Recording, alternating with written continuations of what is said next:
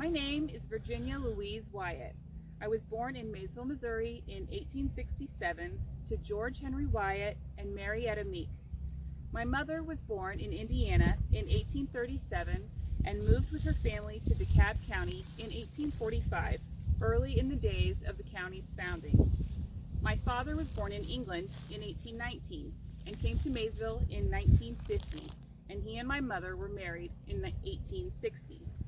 My father was a justice of the peace, a postmaster, and manufactured and sold brooms. They had 9 children and lived near what is now the southwest corner of the square. As an adult, I owned the old home place and rented it out after I moved away. It's a Casey's General Store now. I attended the Kirksville Business School and spent a few years teaching out of state, but soon returned to Maysville. In 1889, I worked as a high school teacher, and the following year, the first high school class graduated from Maysville.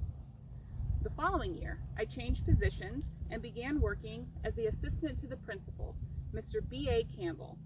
This career shift would prove to shape much of my life. I was also very involved in the community.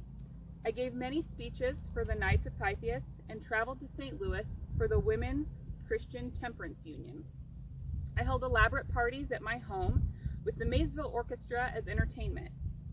In 1892, I left Maysville again, seeking more education.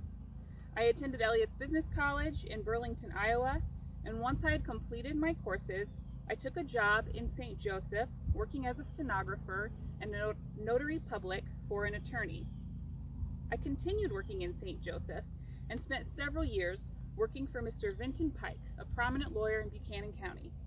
It was in this position that I began my involvement with the 4-Minute Men, a group of volunteers authorized by President Woodrow Wilson to give 4-minute speeches to the public to educate them on the importance of World War I and urge them to support the Red Cross. When the committee was organized in St. Joseph in 1918, Mr. Pike was elected the chairman, and I was elected the vice chairman and secretary. I stayed active in war work and was soon offered a position with the Treasury Department in Washington, D.C. From 1920 until 1940, I continued working for the federal government, visiting my hometown of Maysville when I could, and continuing to own and rent our old home place, as well as additional properties in Trenton and Excelsior Springs. I never married or had any children of my own, but after I retired, I moved to Illinois to be near my niece, with whom I was very close. I passed away in 1953 at the age of 85.